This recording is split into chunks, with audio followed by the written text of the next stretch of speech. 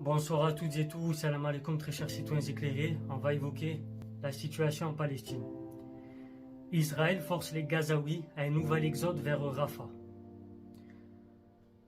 Dans un témoignage dans le monde, des habitants se sont exprimés sur leur situation qui vit. Des abris de fortune ont été érigés non loin de la frontière égyptienne. La majorité de ceux qui fuient ont déjà été déplacés plusieurs fois depuis le début de la guerre. Comme on va le voir dans cette vidéo, je vais essayer de vous mettre plusieurs cartes pour qu'on puisse avoir aussi une idée de l'ampleur des déplacements et surtout de ce qui se passe. Donc, selon l'Organisation des Nations Unies, plus de 80% des Gazaouis ont été déplacés de force depuis le début de la guerre. Certains ont fait des allers-retours dans leur quartier au gré des bombardements. Dès le 13 octobre, l'armée israélienne a ordonné aux habitants du nord de l'enclave d'aller vers le centre et le sud. Et aujourd'hui, ils bombardent le centre et le sud. Donc, le problème, c'est qu'on a désormais une exode sur fond de chaos humanitaire.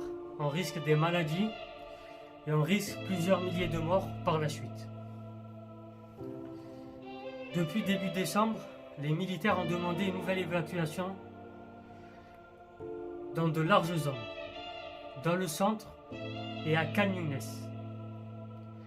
soit quelques 22% du territoire. Des dizaines de milliers de Gazaouis ont alors repris la route. Direction Rafah cette fois.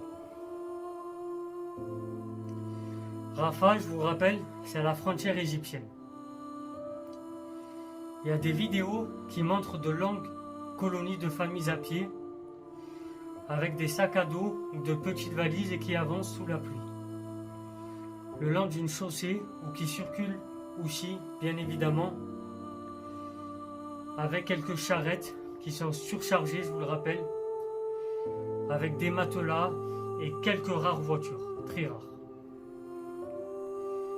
Enfin, pour conclure, l'exode devrait encore s'intensifier dans les prochains jours, alors que l'armée israélienne progresse de jour en jour à Khan Younes.